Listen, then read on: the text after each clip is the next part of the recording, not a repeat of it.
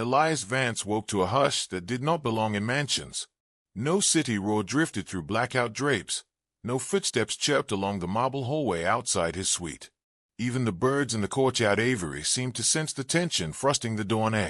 He lay staring at the coffered ceiling, palms pressed flat to crisp Egyptian cotton sheets, willing himself to breathe in and out like a normal groom on a normal morning. Of course, nothing about today was normal.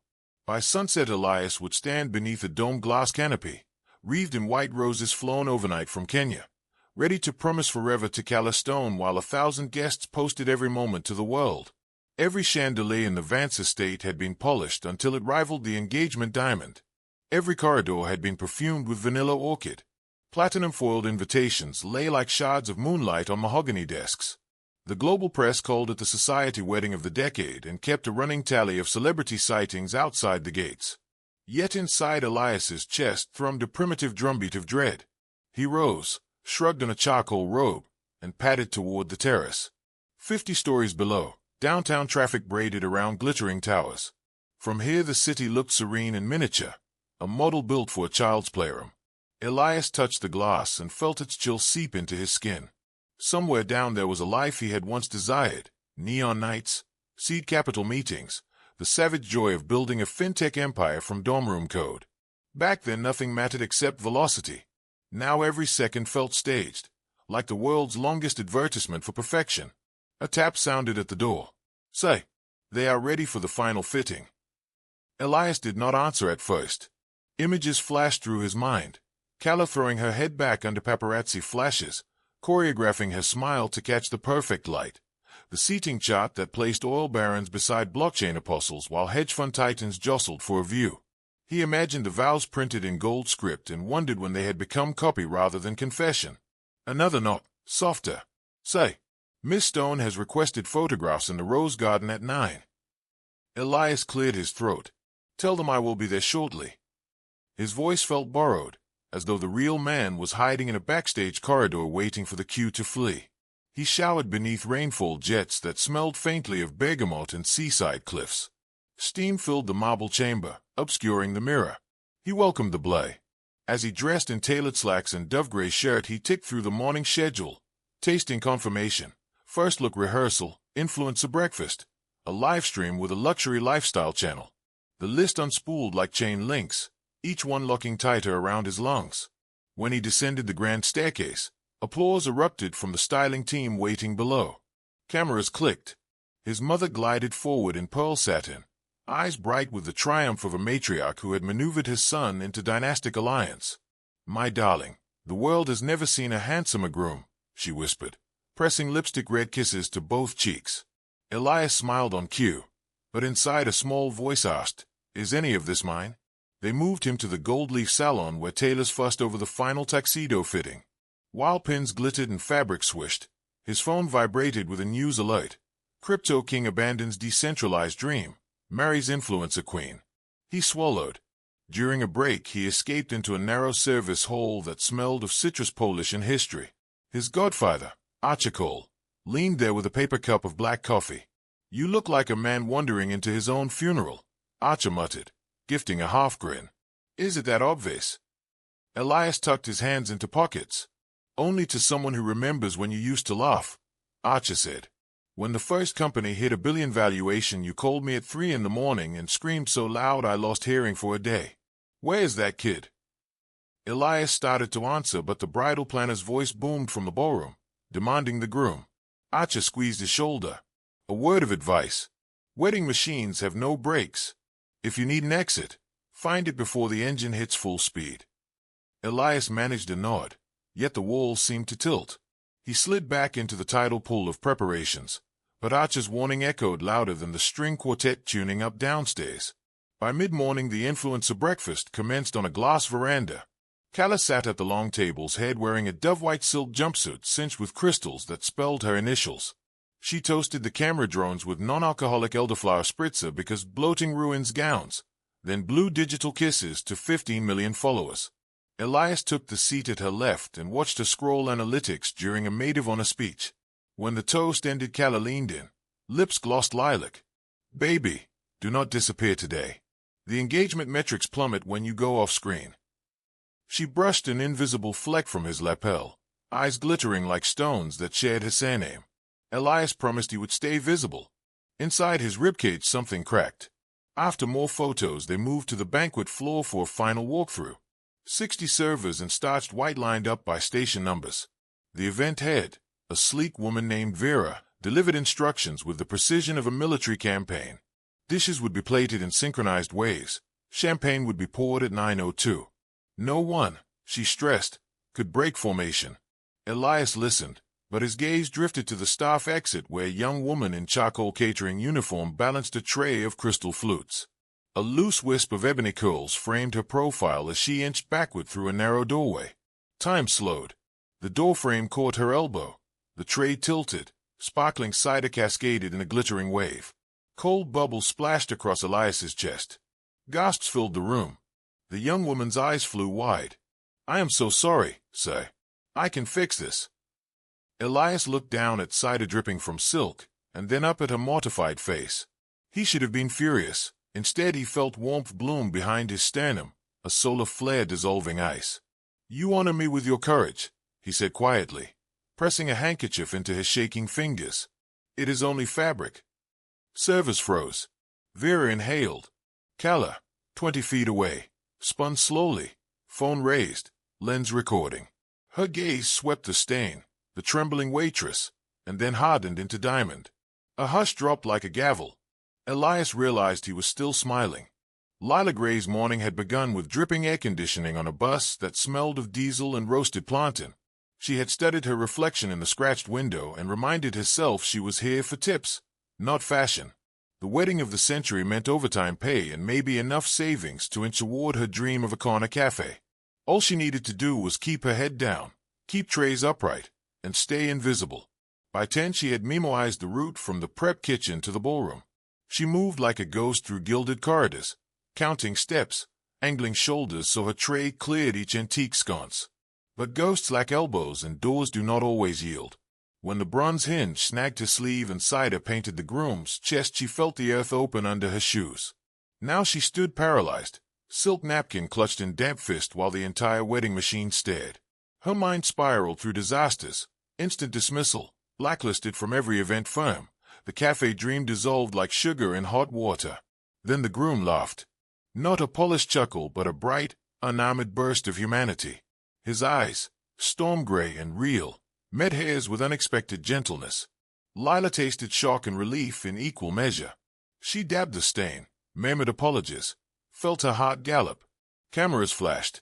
The world kept moving. Vera swooped in, voice sharp as she ushered Lila aside. "You had one rule, Miss Gray. Do not touch the guests, especially not that guest. Collect your things." Lila's ears rang. She thought of rent, of her little sister's tuition, of the cafe blueprint folded in her apron pocket. It was an accident. "I can stay hidden in the back, wash dishes, anything. Please." Before Vera could answer, a clap of designer heels echoed. Calla Stone approached, gown swirling like fresh icing. She pointed her phone at Lila and smiled with predator sweetness. "The poor thing looks terrified. Should I comfort her, Elias?" Lila felt smaller than a breadcrumb. Elias's jaw tightened. Calla, enough. But Calla's followers love drama. "Everyone, meet the enchanting server who just doused my custom tuxedo moments before our vows," she announced to the livestream. "Tell us, darling, are you here for clout or cash?" A chorus of digital pings chimed as comments rolled in. Heat crawled up Lila's neck. She opened her mouth, yet words withered. Calla turned to Vera. "Sack her at once and send the bill for cleaning." Elias stepped forward. "She will not pay for my mistake." Calla's gaze flicked over him. "We will discuss this later. We have a wedding to sell." She pivoted toward the arches where florists perched on ladders, and the entourage followed like birds behind crumbs of power. Lila exhaled shakily. Vera whispered, "Locker room. 10 minutes to hand back your badge." As Lila walked away, Elias called her name softly. She paused without taining, unsure if hearing him again would help or hurt. His voice reached her anyway. "I am sorry." Tears threatened. "Do not cry," she warned herself. "Not here, not while they still hold the camera." She hurried down the service stairwell, each step echoing with humiliation. In the locker room, she changed into street clothes, folded the uniform with care, and stowed it in the bin marked terminated. She texted her sister a lie about finishing early, then tucked her cafe blueprint into a worn backpack. Through a cracked mirror, she watched makeup smudge from her eyes and let the tears fall. Outside, the estate gate reporters swarmed, hungry for any angle. Lila kept her head low, weaving past booms and lenses. A single headline caught her attention on a tablet screen. Billionaire groom doused by staff moments before vows. She quickened her pace. At the bus stop, clouds gathered, thick and bruised. Lila hugged herself, replaying the moment Elias had laughed instead of yelled. That laugh had felt like water hitting parched soil. Unbidden, she pictured him trapped at the altar, and her chest tightened in sympathy. She shook it off. Fairy tales were not for people who counted coins before market day. Thunder rumbled as she boarded the bus. Rain sheeted the windows, turning the mansion spire into a ghost tower fading behind her. Back inside the estate, Elias endured final rehearsals while damp silk chilled his skin. Every 5 minutes, Calla referenced the spill, milking it for clout. When Elias finally slipped away, he found Archer nursing another coffee in the East Library. What? Throwing liquids now? Archer teased, though worry shaded his grin. Elias sank into a leather chair. She was terrified. Archer. Calla humiliated her for views. Archer nodded slowly. And how do you feel? I feel, Elias began, then faltered. The word felt too small. I feel like I cannot breathe in that ballroom without drowning. Archer considered him. Say the word and I will redirect every shuttle bus, every reporter, every florist to the afterparty of their choice. You built empires in 4 time zones. You can dismantle this in 1 afternoon. Elias stared at the gold clock ticking on the mantel. Each second was a marching soldier. What do you want? Archer asked. The answer slipped out before fear could strangle it. Freedom. Archer's grin widened. Then take it. A knock cut the quiet. Calla's maid of honor popped her head in, breathless. Elias. Photos in the rose garden. Calla wants you smiling. The global subscribers are watching. Elias rose. Tell Calla I will meet her in a moment. The maid nodded and disappeared. Elias looked at Archer. If I run, they will mount a manhunt. Then run fast, Archer said. Rain battered the stained glass windows as if urging him on. The rose garden glowed under storm clouds, petals gleaming with rainwater. Film crews huddled under transparent umbrellas. Calla posed beside a marble cupid, head tilted, smile meticulously symmetrical. Her gown clung like liquid snow. When Elias appeared, cameras whirred. Calla reached for his hand, but he slipped past her, striding down the gravel path toward an open gate that led to the staff lanes. Elias, she called, pitch sliding sharp. We need the sunset reel. Where are you going? He did not answer. Wind whipped his suit coat as he broke into a run, gravel spraying behind polished shoes. Crew members shouted.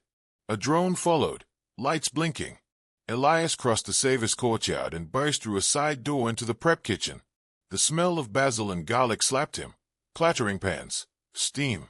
Staff glanced up aghast as the groom sprinted through like a renegade hero in a rom-com gone rogue. Vera appeared, eyes widening. Sir, may I help? Where's Lila Gray? He demanded. Vera sputtered. Gone. Dismissed. She left an hour ago. Elias let out a breath that shook like brittle glass. He pivoted, scanning exits, brain racing. Bus routes. Rain. He bolted again, out of the kitchen, through a loading dock, past stacks of floral crates, until he reached the staff parking zone. Security guards shouted for him to stop. He ignored them, diving into Archer's vintage roadster parked under a canvas torp. Keys were not in the ignition, so he yanked open the glove compartment, found the fob, and fired the engine. Tires squealed on wet asphalt as he shot down the drive. Behind him, sirens wailed. Ahead, the city unfolded like an uncertain destiny. Lila's bus rattled across the river bridge, wipers thudding unevenly. She hugged her backpack, replaying Vera's dismissal, Calla's sneer, Elias's apology. She scolded herself for indulging a fantasy where the groom might appear, dripping heroic, to vindicate her. Real life was not a clickbait headline. The bus lurched to a stop outside a shuttered bookstore that smelled of mildew and nostalgia. Lila stepped into the downpour, pulling up a thin hood. Home was 6 blocks away, a converted hostel room with leaky plumbing, but tonight the distance felt planetary. Halfway down the block a horn blared. She jumped aside as a cherry-red roadster screeched to the curb, splashing puddles. The driver door flew open and Elias Vance emerged, hair plastered with rain, tuxedo soaked, eyes blazing like a man alive for the first time. "Lila," he shouted over thunder. She froze. "What? How are you here?" "I ran out on my own wedding," he said, breathless. Rain poured off his lashes. "Calla, the cameras, the whole circus, none of it matters. You reminded me what does." Lila's pulse thundered louder than the storm. "You do not know me. I know kindness when I see it. I know your courage to face humiliation with grace. I know I laughed with you, not at you, for the first time in months." A bus passed, spraying water. Lila stepped back. "Elias, the world is watching. They will tear you apart." "Let them." He gestured to the passenger seat. "Come with me. 1 hour. Talk to me. If you decide I am delusional, I will drop you wherever you wish and disappear from your life forever." Sirens howled distantly. Lila glanced at the cafe blueprint peeking from her backpack. She should say no. Yet something massive and bright unfurled inside her ribs, something that tasted like destiny. She climbed into the car. Elias floored the accelerator, and the roadster leapt forward with a growl. Rain streaked across the windshield like hyperspeed starlight. They sped through backstreets, past underpasses, emerging onto a coastal highway where the city glittered on one side and vast dark water beckoned on the other. Inside the cabin the scent of bergamot lingered with petrichor. Lila realized she was drenched, hair clinging to cheeks. She laughed, startled by the sound. Elias joined her, deep and genuine. "Where are we going?" she asked. "Somewhere no one expects," he said. "Do you trust me?" "I just met you," she replied, but her smile betrayed her thrill. "Yet I think I do." They drove until streetlights thinned and pine trees arched overhead. At a cliff pull-out Elias parked. Below, waves hammered the shore, throwing silver spray into darkness. Lightning forked over the horizon. He killed the engine. Silence roared. "Tell me about your dream," he said, turning toward her. "Which one?" "The one worth risking everything for."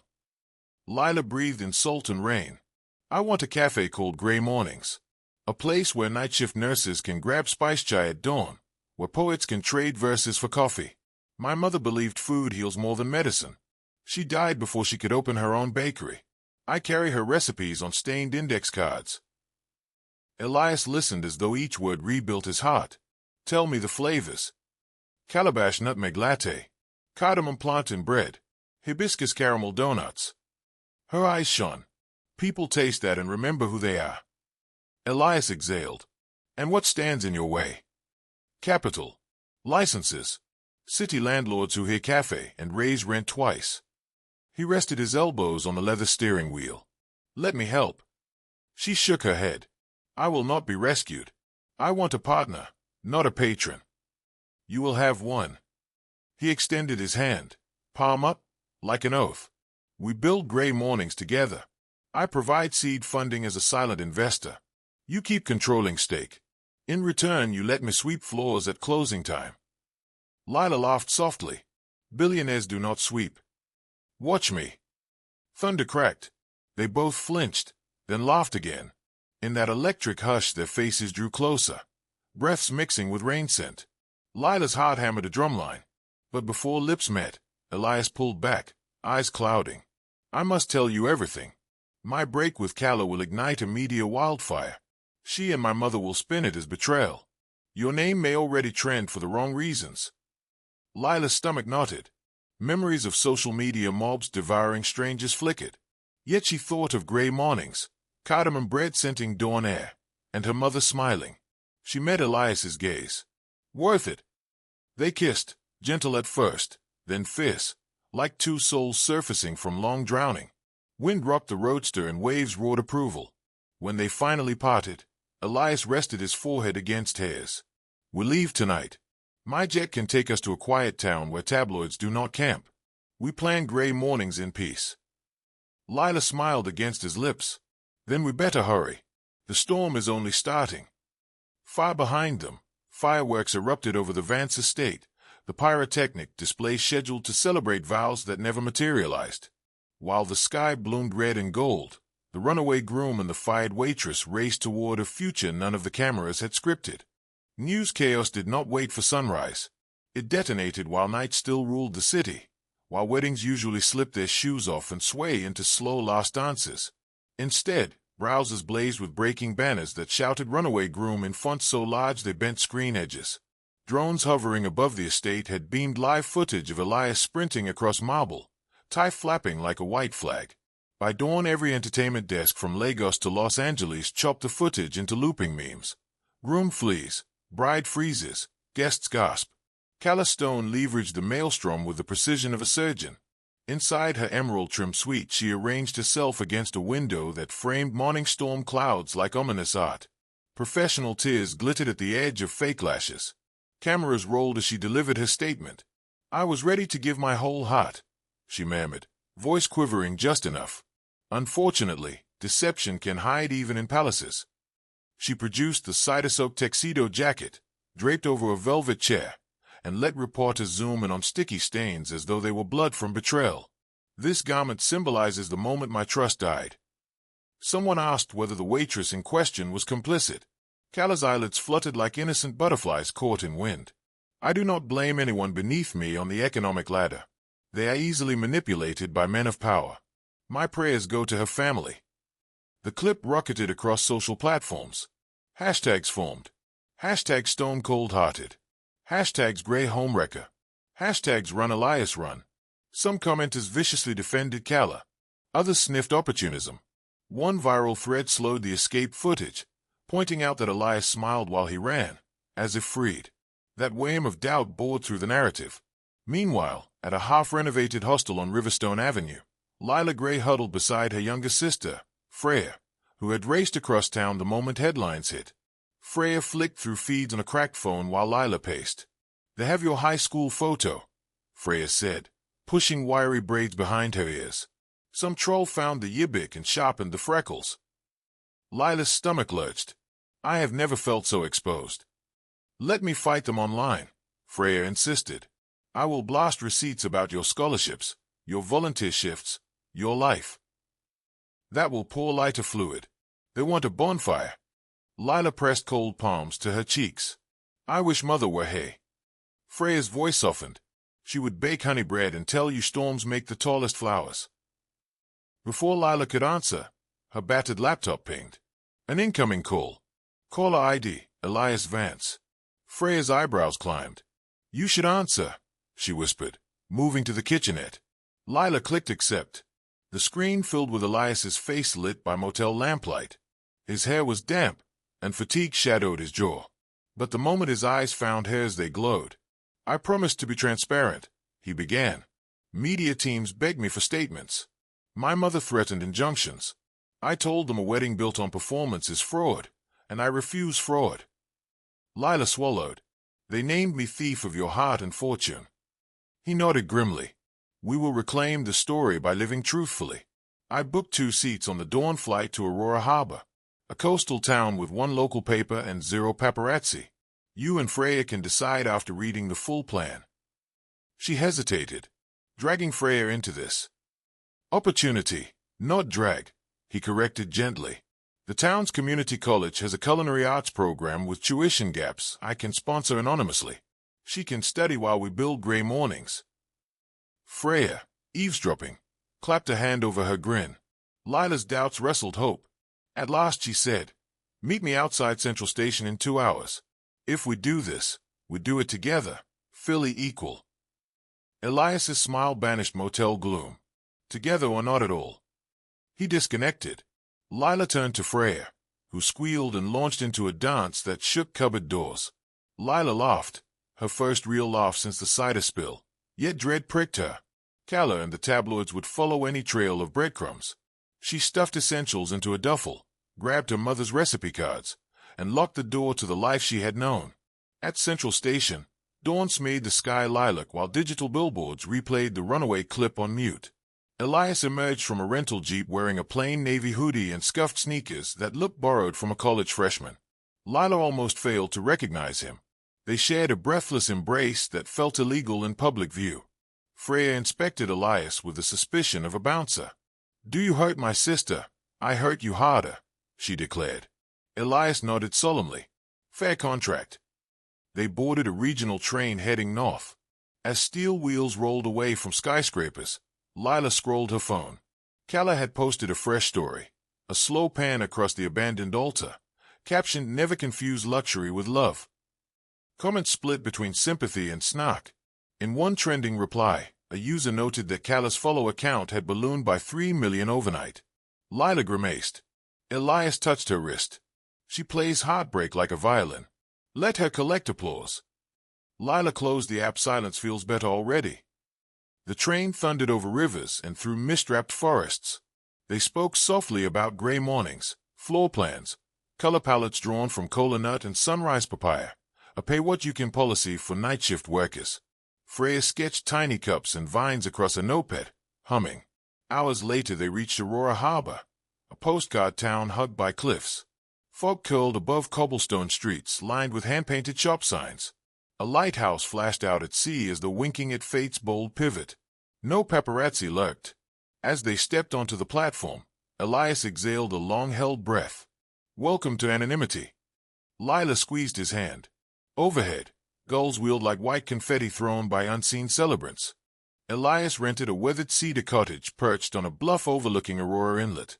The wraparound porch sagged slightly, but sunrise spilled across the water in such extravagant gold that renovations felt trivial. Inside, pine beams scented every room and a stone hearth promised cozy winters. Their first evening in the cottage, Elias lit a fire while Lila unpacked recipe cards in the kitchen. Freya wandered from window to window exclaiming at each new angle of sea and sky. Outside, fishermen's lanterns bobbed like distant fireflies. Elias knelt on the woven rug, stacking logs. Flame flickered over his features, revealing both relief and rawness. Lila curled beside him and whispered, "You left a kingdom for this fireplace. Any regret?" He poked embers thoughtfully. "I traded a cage plated in gold for a door made of driftwood. The draft feels lovely." She kissed the corner of his mouth that still smelled faintly of smoke and citrus. The future stretched uncertain but wild. Later that night they huddled around Freya's battered laptop and drafted Gray Morning's business plan. Freya proposed a monthly open mic night that would donate proceeds to local fishers' families during storm season. Elias suggested an app for pre-ordering leftovers at half price to reduce waste. Lila compiled menus themed around regional produce, cider-soaked cacao, berry pepper scones, coffee spiked with tiger nut. When moonlight pooled on the table, Elias closed the laptop. "Tomorrow we secure a property." They stood, joints popping. Lila caught his gaze and knew he wanted to ask another question, one hidden beneath spreadsheets. She answered it by sliding her fingers to interlace with his. "Perfect fit. 2,000 kilometers south, Vance Corporation's board convened an emergency video session. Agnes Vance, Elias's mother, sat at the head of an onyx conference table shaped like a coffin lid. She wore mourning black though no death certificate existed. "Damage control protocols are active," announced Chief Media Officer Yelena Ortiz, with suppressed drone angles showing him smiling while running. "We emphasized Calla's heartbreak to keep public sympathy with the family." Agnes tapped manicured nails. "Locate my son." The legal counsel cleared his throat. He routed his corporate card through a shell rental agency. Then nothing. Yelena added, "Calla hired a private team. They believe he left the continent on a private jet at dawn, but we cannot confirm manifest." Agnes's eyes narrowed. "I built his empire while he played coder in sneakers. I will not watch inheritance drain into some cafe fantasy." She turned to the security chief. "Deploy our retrieval protocol." Executives shifted nervously. The retrieval protocol, rarely invoked, operated at the edge of legality. Tail every contact, arm black hat hackers, freeze credit lines until cooperation returned. The room temperature dropped. Agnes rose. "My son is not a runaway. He is a missing asset. Find him." In Aurora Harbor, Lila, Elias, and Freya toured vacant storefronts under brisk salt wind. Most spaces were damp former bait shops or overpriced boutiques. Near the wharf they discovered a shuttered pottery studio painted seafoam green. A faded open sign still hung behind cracked glass, as though the past owner might reappear. Inside, sunlight slanted across dust and old kilns. Lila prowled the space, imagining counters turned into pastry displays, kilns into brick ovens for pepper bread. She spread her arms. It feels like an exhale. Elias tested floorboards. Reinforce here, seal leaks, polish windows, 6 weeks renovation. I can wire funds within 24 hours. A throat cleared. An elderly woman with silver braids stood in the doorway, cardigan buttoned to her chin. I am Myrtle, property manager.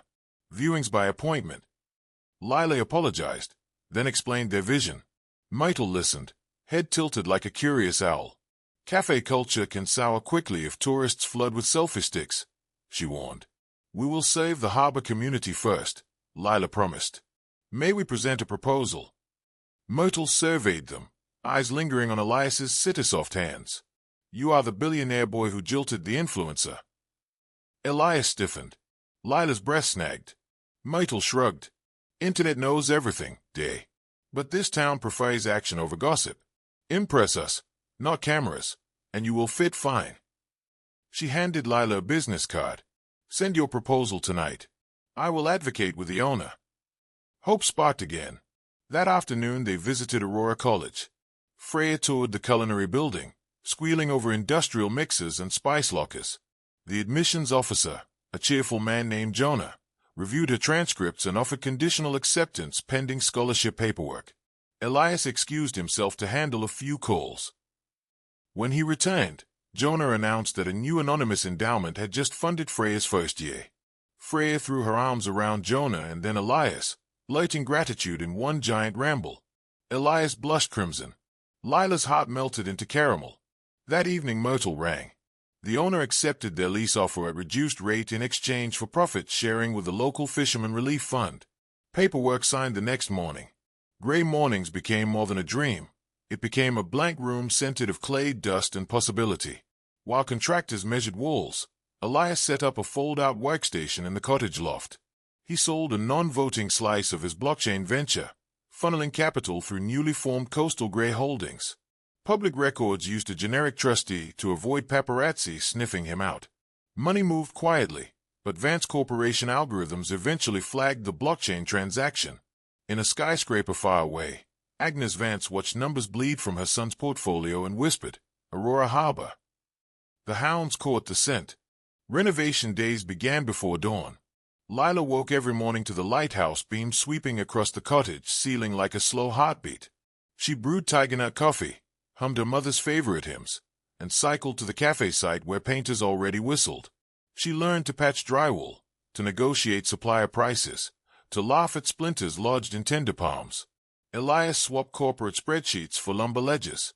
He hauled sacks of flour, laid reclaimed boat planks for the counter, and discovered muscles office life had ignored.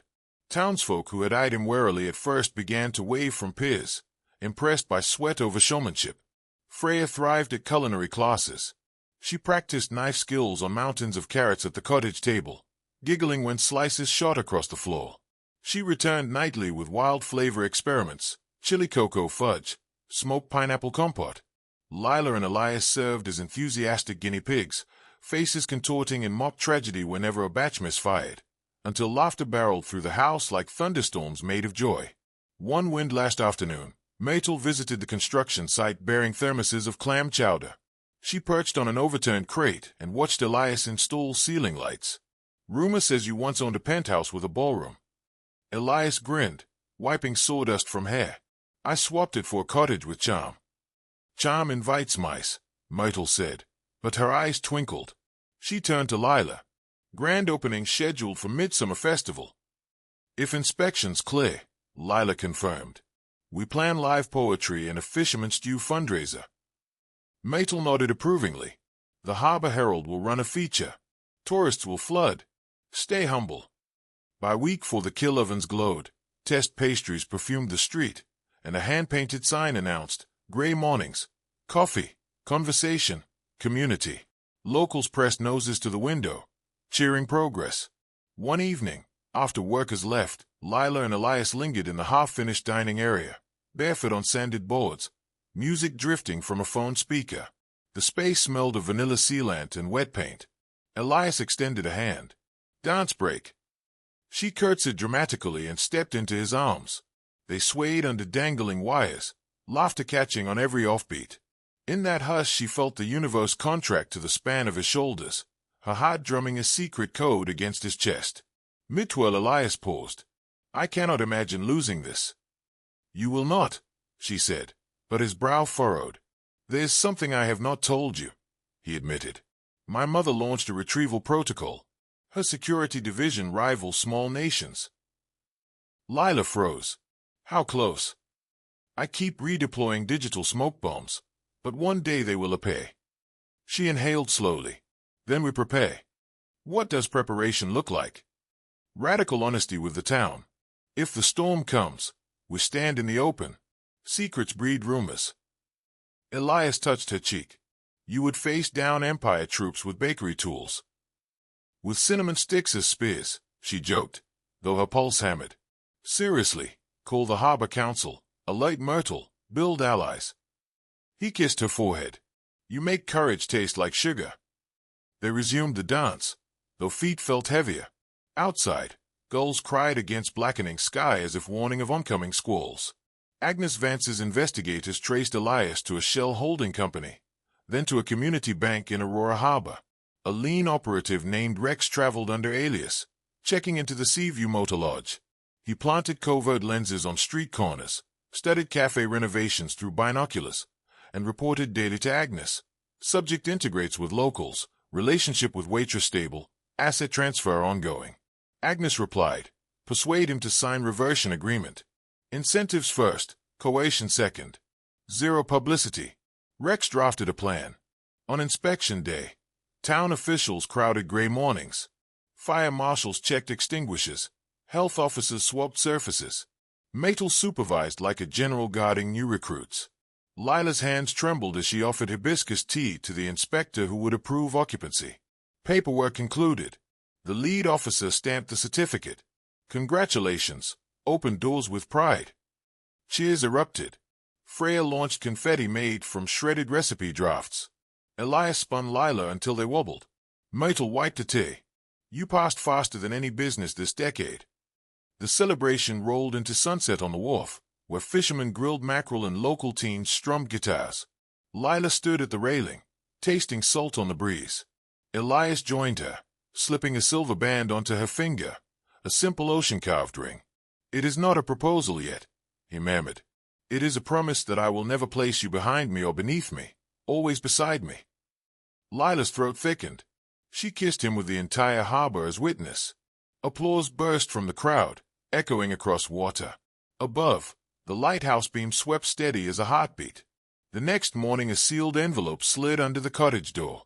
"Attention Elias Vance, return to family estate for urgent negotiations. Noncompliance triggers forfeiture of trust assets. Signed in crisp ink, Agnes S. Vance." Lila read the line twice. Elias folded the letter silently, placed it on the mantel, and reached for her hand. "Looks like the storm found us," he said. She squeezed back. "Then we will anchor hard." A gull shrieked overhead, part warning, part rallying cry, and the cottage windows glinted with dawn steel. Gray morning's soft opening week bloomed like a secret garden finally granted sunlight. Locals queued down the pier before dawn, boots thumping the planks in impatient rhythm, breath fogging the crisp air. Inside the refurbished pottery studio, reclaimed boatplank floors gleamed beneath strings of recycled oystershell lights. The espresso machine hissed brass sonatas while cardamom plant and loaves cooled on cedar racks. On the chalkboard menu Freya had hand-lettered in seafoam pastel. "Pay what you can, everyone deserves warmth." Lila floated from table to table refilling mugs, cheeks flushed with exhaustion and pride. Each time the doorbell jingled she offered the same greeting her mother once used at church bake sales. "Welcome home. You look hungry." Fishermen who had hauled nets since midnight grinned like children and ordered double bowls of cola nut porridge. Retirees lingered to watch gulls wheel above the harbor, tapping toes to the High Life playlist wafting from hidden speakers. Lila's heart felt as wide as Aurora Inlet. Elias worked the counter in rolled-up sleeves, steam wreathing his head like battle glory. Town gossip gleefully reported that he mopped floors every evening and held ladders for electricians without complaint. Myrtle, perched near the pastry case with her ever-present knitting needles, declared to anyone within earshot, "That boy has earned his freckles." On the fourth morning a hush rippled across the line. Two unfamiliar figures crossed the threshold, Calla Stone in snow-white trenchcoat belted tight, and beside her River Haze, old sharkskin charisma and two bright teeth. Their entrance sucked warmth from the room like an open freezer door. Freya, wiping tables, froze. Lila nearly dropped a tray. Elias stepped from the espresso station, jaw hardening. Myrtle's knitting paused mid-pearl. Calla eyed the interior as though judging a thrift store find. Quaint, very earnest. She slipped designer sunglasses onto her head, revealing eyes lacquered with composure. River surveyed patrons with predator amusement. Elias moved toward them, voice low. "You came a long way for coffee." "Justice is never too far a journey," Calla replied, sugar-sweet. "My followers demanded closure. They need to witness the liar and the thief." She flicked a glance at Lila. Murmurs rose. Phones lifted. Lila's pulse pounded. Before Elias could speak, River cleared his throat. "Allow me." He projected his voice, oily smooth. "Friends of Aurora Harbor, my name is River Haze, and I have known Miss Lila Gray for many painful years. She seduced me with sob stories, drained my bank account, and disappeared the night rent was due. Beware the con artist." Gasps popped like bubble wrap. Lila's knees went watery.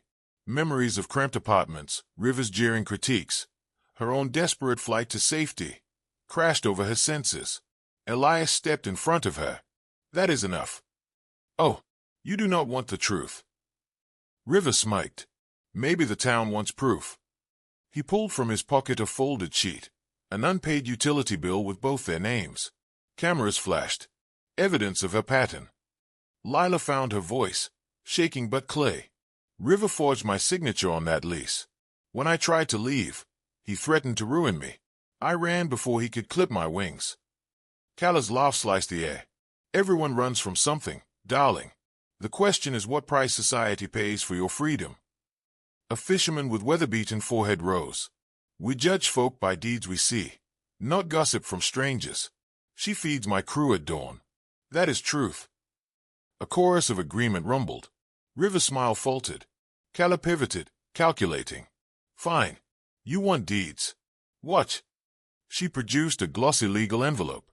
"Cease and desist. Gray Morning's profit model infringes charitable business patents I filed for Stone Soup Foundation. Any earnings belong to my brand." Myrtle stood, knitting needles clacking like sabers. "Patents on kindness. That dog will not hunt here." Elias took the envelope, scanned. "These claims are vapor. Leave now or I call the sheriff." Calla shrugged, snapped a selfie, and swept out, River at heel. Patrons booed. The bell jangled violently as the door slammed. Silence settled, thick and uneasy. Lila steadied her breath, then addressed the room. "Friends, you deserve transparency. River and I dated when I was 19. He was controlling, cruel. I walked away fearing for my safety. I have rebuilt myself with honesty. If any part of you questions that, please speak." Chairs creaked, but no judgment came. Instead, an elderly choir teacher named Mrs. Delacroix rose. "My late husband used fear the same way. You are welcome here." She began to clap. Myrtle joined, then the fisherman, then everyone, until thunderous applause shook the windows. Tears blurred Lila's vision. Behind the counter, Elias exhaled like a held tide finally released. After closing time they huddled in the office, envelope open on the desk. Elias phoned Archer for legal guidance. Archer laughed gruffly through the receiver. "Patenting charity is like trademarking breathing. But harassment suits can drain pockets. Prepare." Elias hung up. "She wants us to burn cash fighting illusions." "Distraction tactic," Lila said, wiping eyes. "If we spend weeks in court, reputation wilts." Freya paced. "So we flood the narrative with truth.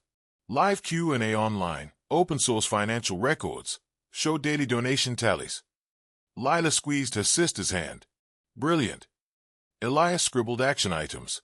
Transparency livestream. Pro bono council outreach. community press features. Yet worry lingered behind his eyes. That night, after Freya fell asleep studying spice charts, Elias and Lila sat by the hearth. Flames painted their faces copper. Elias clasped Lila's fingers. "I will shield you, even if it means confronting family at last." She traced the sea-carved ring on her hand. "We shield each other. Calla and River wield lies, but we wield community and perseverance. That armor is steadier." Lightning forked outside, illuminating whitecaps. They touched foreheads, silent vow sealed in firelight. Far down the bluff, in a park sedan, Rex listened through a parabolic mic. He spoke into his phone. Strike one failed. Proceeding to phase 2. Agnes's voice crackled back. "Do it quietly." Rex slid the scope into a duffel.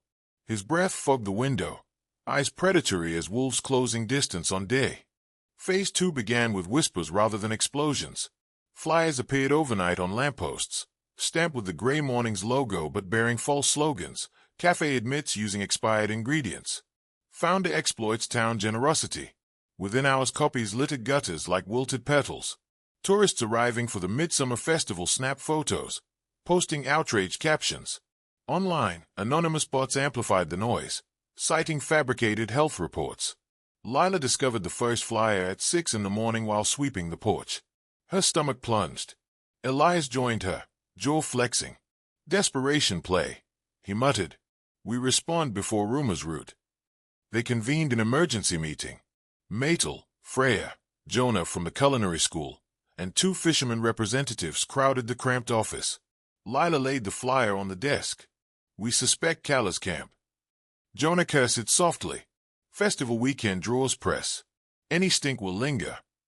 Freya suggested a pop-up demonstration stall on the pier. Live baking, ingredient sourcing displayed in glass jars, free samples. If they can watch us mill spice, lies crumble. Myrtle patted Freya's shoulder. "Young eagle, you slice rumor like wind." They organized within hours. Freya led a volunteer team erecting a striped canopy by the harbor. Transparent bins held fresh tiger nuts, vanilla pods, cloves. Elias wheeled out the portable cast-iron oven, wiping soot with flourish. Lila donned a flower-streaked apron that read "Proof is in the pastry." Crowds formed quickly, curiosity tinged with skepticism. Lila welcomed them, narrating each step as she mixed batter. Stone-ground millet, harvested last week from Sunrise Farm 15 kilometers inland. She passed a bag for inspection, barcode intact. Children nosed jars of hibiscus petals, eyes widening. Elias brewed sample sips of pepperberry coffee, explaining fair trade cooperatives. Myrtle circulated with a clipboard, inviting patrons to witness inventory logs. Within 2 hours, skeptical murmurs turned to contented hums. Hashtags shifted. Grey truth. Taste before judging. Calla lurked at festival's edge, designer sandals sinking into sand, River filming surreptitiously. Frowns creased their polished faces. Meanwhile, Rex enacted deeper sabotage. Disguised as a festival vendor, he accessed the cafe's rear alley, picking the new combination lock with a surgeon's precision. Inside the storeroom, he opened a duffel containing 3 items, a small container of spoiled shellfish, a smartphone to film evidence, and a forged health department badge. He placed the shellfish behind flour sacks, started the phone recording, then exited, ensuring the lock clicked behind him. Across town, Agnes monitored the live feed. She instructed Rex to tip an anonymous line reporting contamination. Timing was crucial. Inspectors would arrive during the post-festival dinner rush, catching Grey Mornings teeming with customers. Dusk painted Aurora Harbor rose gold. Fire dancers twirled on the pier. Grey Mornings bustled, tables filled with festival-goers craving chilipolenta bowls. Lila ladled soup, adrenaline thrumming after the day's victory. Elias greeted guests, a towel slung over one shoulder like veteran host. At 7:30, a stained knock rattled the front door. 2 state health officers entered, flanked by uniformed deputies. The chatter dimmed. The lead inspector flashed credentials. "We received a tip regarding unsafe food storage. Full premises inspection immediately." Lila's throat dried. "Of course. Please follow me." Patrons whispered. Myrtle rallied staff to keep service flowing.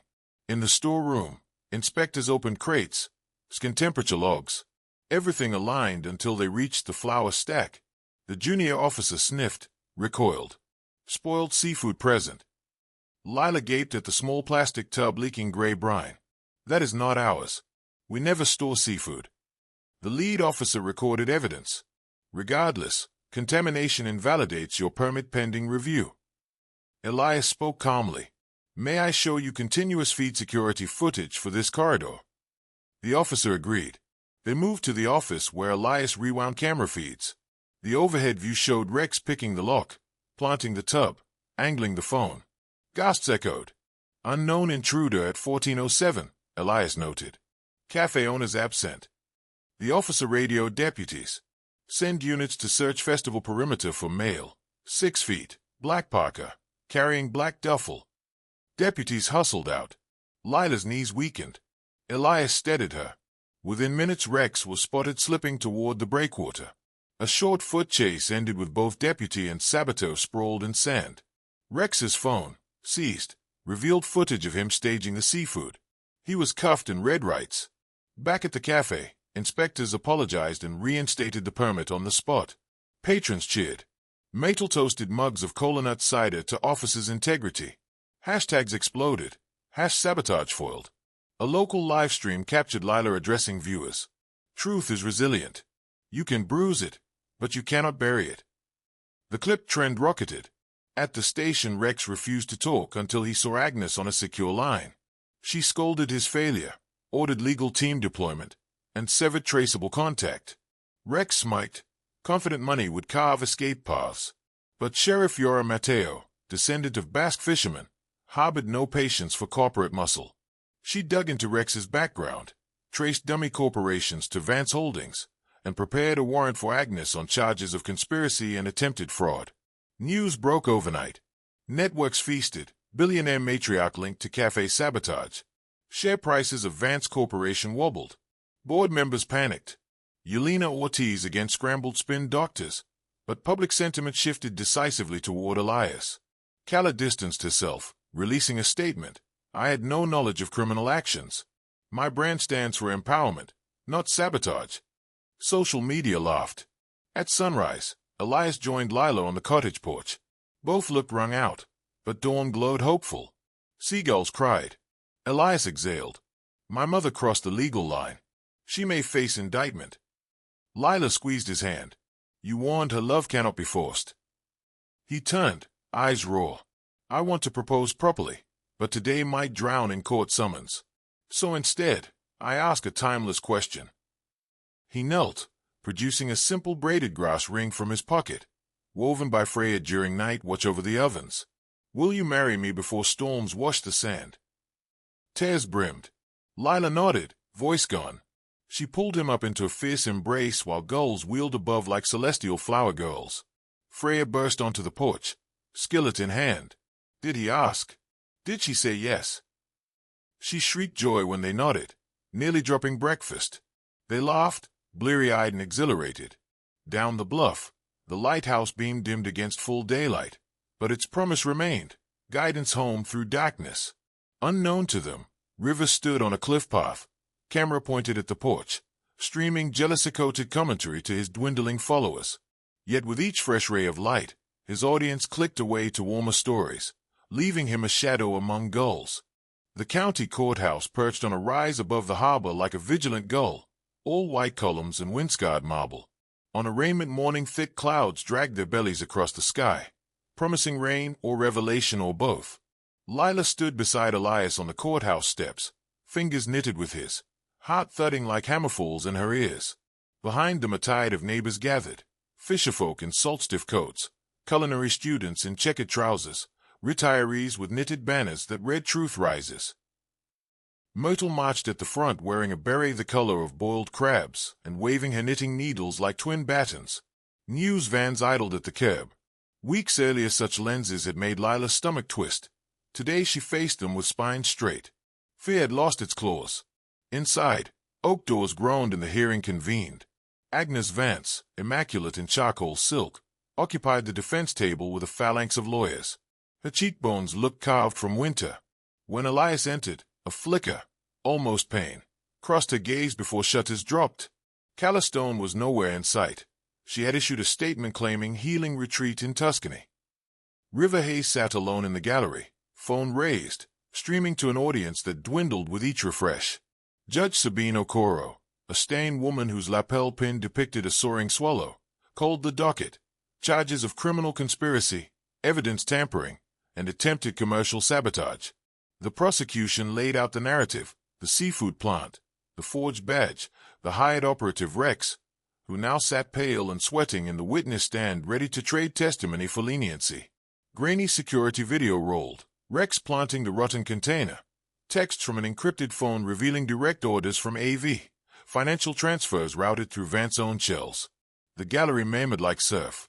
Agnes kept her stare fixed forward, but when the judge asked how she pleaded, she rose, voice calm as river ice. Not guilty. I acted only to protect my son from exploitation. Gasps fluttered. Agnes continued, the defendant Lila Gray manipulated my boy's emotions and finances. My investigator sought proof. She gestured to the screen as if the sabotage were a mere inconvenience. Unfortunate, perhaps, but motivated by maternal duty. Elias's hands balled. He rose. Your Honor, I request permission to speak as a material witness.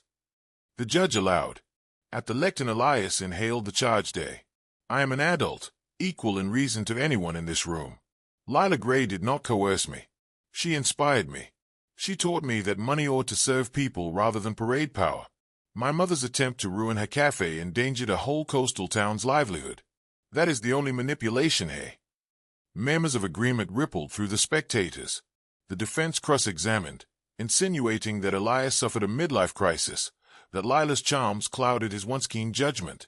Lila clenched her seat but did not flinch. When her own turn came, she walked to the witness stand steady as sunrise. She spoke of her mother's recipe cards, of running from River's emotional bruises, of finding dignity in early morning dish shifts. She closed with a line that silenced the room. Love rooted in freedom cannot be stolen, only shared. Outside, thunder cracked. The judge recessed for lunch. In the corridor, Agnes approached Elias, lawyers trailing. Lines of worry hid beneath her poise. You still have a path back. Sign a reconciliation clause. Dissolve this spectacle, and everything returns to order. There is no order where control was the mask of love, Elias replied softly. Come have coffee at Gray Mornings. Listen to poetry night. Taste cardamom bread. Speak to the people you tried to crush. You might find the son you fear you have lost. His eyes shone, not with anger but profound invitation. Agnes's lips parted. No retort arrived. She stepped back, retreating behind counsel. During recess, River cornered an online gossip vlogger who had flown in at dawn. He waved forged texts claiming Elias schemed to bankrupt Aurora Harbor for a tax dodge. The vlogger sniffed desperation and moved on. River's pupils flickered with panic. His clout well had run dry. Court resumed. Rex testified, voice flat. Agnes Vance hired me. She offered $1 million upon success. The figure drew whistles. Defense attacked credibility, but evidence stood. After closing statements, night had fallen. Judge Okoro spoke deliberate and clear. Bail is revoked due to risk of witness intimidation. Defendant will remain in custody pending trial. The gavel fell. Flashbulbs exploded. Agnes was led away, eyes luminous with shock as if seeing, for the first time, Bashi herself had forged. On the courthouse steps, Myrtle whipped off her beret and whooped. Fishermen banged tin pails like victory drums. Elias hugged Lila, forehead to her hair, breath shaking with release. Reporters clamored, but he raised a palm. Gray Mornings opens at dawn. Anyone craving comment can volunteer at the community stew line. Laughter sprinkled the crowd. That night Aurora Harbor blazed with bonfires. Locals brewed hibiscus punch in cauldrons, storytellers recited tide myths, and the band struck up high-life rhythms.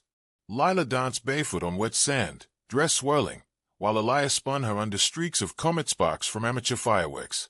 Freya led a conga line of culinary students. Even Jonah from admissions attempted a two-step before stumbling into laughter.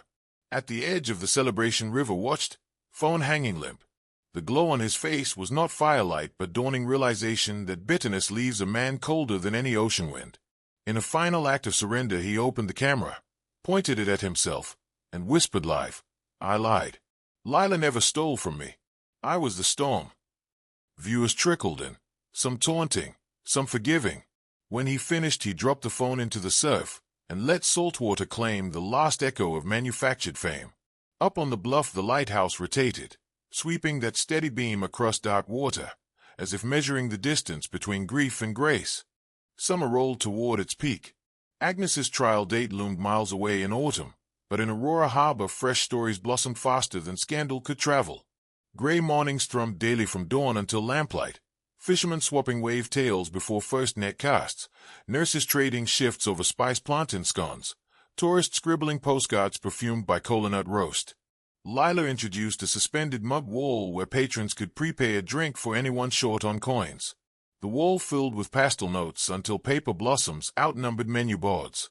Elias formalized a cooperative with Sunrise Farm and coastal tea growers, embedding 90% of profits back into community initiatives. Myrtle joined the board as treasurer, claiming she wanted to keep young dreamers honest. Freya's semester finished with top honors and an internship in botanical flavor research that would feed Gray Morning's next seasonal menu. On weekends, she taught teenagers how to temper chocolate with jalapeno bite. One bright Saturday, townspeople found invitations folded like origami cranes atop their doorsteps. Elias and Lila invite you to a dawn wedding on Gullwing Bluff. Dress code, whatever keeps you warm when the sun arrives. No gilded calligraphy, no seating chart influences, just coordinates, a time, and a promise of hot pepperberry cocoa. At 4 the next morning, a soft procession wound up the cliff path, lanterns bobbing like landlocked constellations. Sea mist licked boots, and gulls keen preludes to sunrise. At the bluff summit a simple cedar arch waited, draped in wild ferns and marigold strands.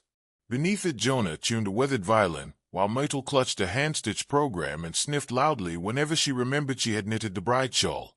Elias arrived first, wearing a linen shirt the color of calm seas and trousers still dusted with flour from pre-dawn baking. Archibald materialized beside him, silver hair stiff in salt wind, eyes shining proud. Told you wedding machines have no brakes, Archer murmured, but you built yours with wooden wheels and open doors. Lila ascended the path arm in arm with Freya. Her dress, sewn by the culinary students in secret, flowed light as poured foam, dyed pale hibiscus. In her hair she wore a single kola blossom. When Elias saw her, every sunrise he had ever witnessed folded itself into this one unwavering moment. The efficient Sheriff Yora Mateo cleared her throat. We stand unguarded before sea and sky to recognize a covenant that has already taken root in sweat and laughter. She asked for vows. Elias took Lila's hands, voice soft but sure. I thought legacy meant leaving pillars of marble. You showed me it means opening doors others can walk through. I pledge my skills, my strength, and every dawn I am granted to building doors with you. Lila's eyes glittered. I came to your banquet hall as a shadow, and you treated me like sunrise. I pledge patience when storms pound, wonder when routine numbs, and courage to keep sharing our table even when the loaf runs thin. They exchanged rings hammered from reclaimed fishing net brass, polished by Freya into golden sheen. The sheriff pronounced them partners in life's wild bakery. Cheers hurled across the bluff. Jonah struck the violin and out flowed a melody half jig, half hymn. Elias lifted Lila in a dizzy spin while the sun climbed above the horizon, spilling molten copper over the inlet. Down in town Gray Mornings opened late that day, but nobody minded. Patrons lingered outside, mugs warming hands, as newlyweds descended holding paper lanterns still glowing. Inside the cafe Elias scooped dough onto trays while wearing his wedding band like a badge. Lila garnished hibiscus cupcakes, humming the violin tune. Customers burst into applause when they stepped behind the counter. Myrtle banged a spoon on a saucepan. First toast. She poured cola brew into pottery cups and raised hairs. To partnerships tempered by truth, to families chosen, and to mothers who may still learn. Across the sea, Agnes watched livestream highlights from her guarded townhouse. The sight of Elias laughing among villagers tugged something deep. She ordered the video to replay, then again. Finally she dialed a lawyer and said, "Reach out to my son. No conditions. I need to taste this coffee." Weeks drifted. Harvest moon rose. Gray Mornings launched a literacy program named Lights in the Tide. Children curled in window seats, reading donated books while Lila's voice dramatized tales of river spirits and sky maidens. A famous food critic sailed in unannounced, left a glowing column, proof that the most luxurious flavor on earth is belonging. Bookings tripled. One crisp October dawn, a black town car eased onto the pier. Agnes stepped out. No entourage, just a modest coat and guarded eyes. Elias met her at the entrance, pulse racing. Lila stood beside him, offering a shy smile. Agnes inhaled coffee aroma, then spoke, voice brittle. "May a mother try one of those hibiscus cupcakes?" Lila guided her to a corner table drenched in sunlight. They sat, 3 hearts forging new language. Agnes tasted the cupcake, tart, sweet, unexpected. Tears pooled. "Your mother would be proud," she whispered. "I hope so," Lila said. "And mine?"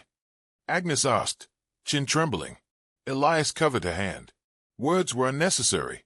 From that morning Agnes volunteered twice a week behind the pastry case. Gossip columns tried to spin redemption arcs, but Aurora Harbor had grown protective. They told reporters, "Write what you want. We are too busy living it." Winter's first snow dusted the bluff. Gray mornings hosted a solstice supper.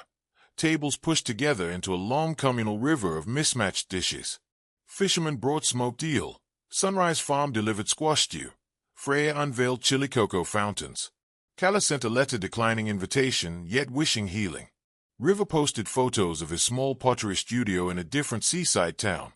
Captioned, "Learning to fix what I broke." Near midnight Lila stood outside, snowflakes kissing her cheeks, hand wrapped in Elias's. She listened to muffled laughter drifting through cafe windows golden with candlelight. "Remember the first spill?" she asked. "I remember thinking cider never smelled so alive," he answered. They traced the lighthouse beam as it swept across black water. Each rotation marked another second. Their world kept turning. Imperfect, unpredictable, unapologetically bright. Elias tucked a wool blanket around Lila's shoulders. "Ready for one more vow?" She raised an eyebrow. "We already vowed plenty." "This one is playful," he said. "I vow that whenever life gets too polished, we tip a tray on purpose, spill a little sweetness, and remind ourselves why we began." Lila laughed, rich and ringing. "Deal. But you mop." "Always." Snow swirled, but half-light from gray mornings spilled onto the porch, painting a warm path home. Together they stepped inside, into a cafe that was really a sanctuary, into a future still kneading itself into shape, fragrant with hope, leavened by love. And far beyond Aurora Harbor the story lived on, told by travelers who tasted courage in cardamom bread, by children who sipped literacy with hibiscus tea, by investors who learned that generosity yields the highest dividends. It spread because the title remained irresistible.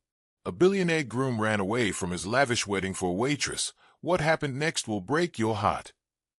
Yet anyone who listened through to the final line discovered their heart not broken, but somehow pieced together, stronger at the seams, exactly like the lovers who proved that true wealth is measured in doors opened, tables shared, and mornings tinged gray because the sky is busy mixing colors for a brighter dawn.